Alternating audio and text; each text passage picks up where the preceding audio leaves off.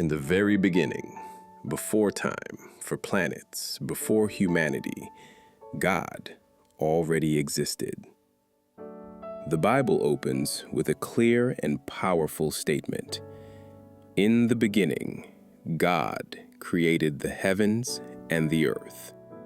Genesis 1:1. This verse does not argue. It does not explain. It simply declares. From a Seventh-day Adventist understanding, this is real history.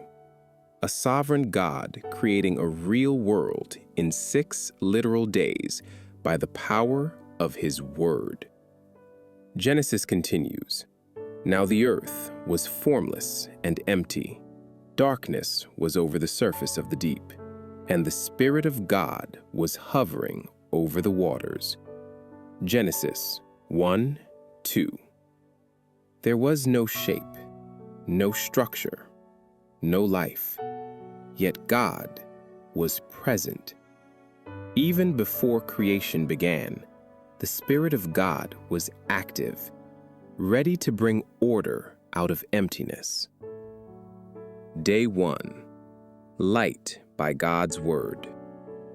Then God spoke, and God said, "Let there be light," and there was light. Genesis 1:3.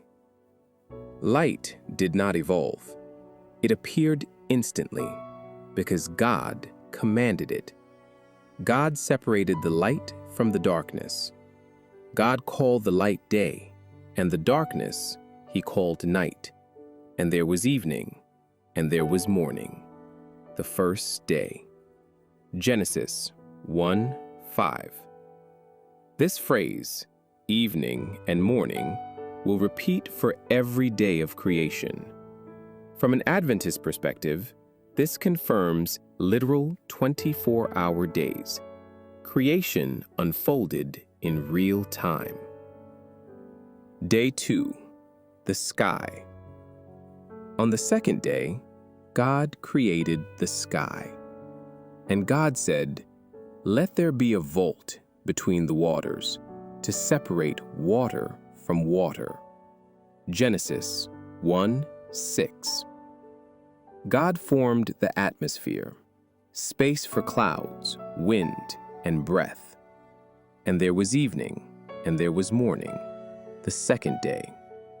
Genesis 1:8. Day 3. Land, seas, and plants. On the third day, God gathered the waters together. Let the dry ground appear. Genesis 1:9. Land rose. Oceans took their place. Then God filled the earth with life. Let the land produce vegetation, seed-bearing plants, and trees on the land that bear fruit with seed in it, according to their various kinds. Genesis 1:11. Each plant reproduced according to its kind, a key biblical principle of order, not evolution. And there was evening, and there was morning, the third day. Genesis 1:13. Day 4. Sun, moon, and stars. On the fourth day, God placed lights in the sky. Let there be lights in the vault of the sky to separate the day from the night, and let them serve as signs to mark sacred times and days and years. Genesis 1:14. The sun, moon, and stars were created to govern time, but time itself had already begun. This tells us something important. God, not nature, is Lord of time. And there was evening, and there was morning, the fourth day. Genesis 1:19. Day 5. Life in sea and sky. On the fifth day, the world filled with movement. Let the water teem with living creatures, and let birds fly above the earth, across the vault of the sky. Genesis 1:20. God blessed them and said, "Be fruitful and increase in number." Genesis 1:22. Creation was not empty, it was abundant. And there was evening, and there was morning, the fifth day. Genesis 1:23. Day 6. Animals and humanity. On the sixth day, God created land animals. Then came the climax of creation. Then God said, "Let us make mankind in our image, in our likeness." Genesis 1:26. Human beings were not accidents. They were created with dignity, purpose, and responsibility. So God created mankind in his own image. Genesis 1:27. God entrusted humanity with stewardship over the earth. And when God looked at everything he had made, God saw all that he had made, and it was very good. Genesis 1:31. Day 7. The Sabbath. Creation did not end with work.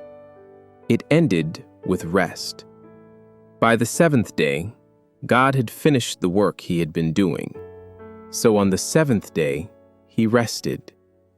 Genesis 2:2. God blessed the seventh day and made it holy. From an Adventist understanding, the Sabbath is a creation memorial, established before sin, before nations, before religion. It reminds us every week that God is creator. We are dependent.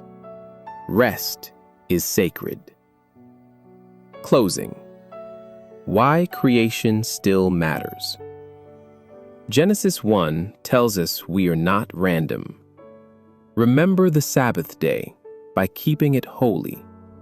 For in 6 days the Lord made the heavens and the earth. Exodus 28:11. Creation gives life meaning. The Sabbath gives life balance.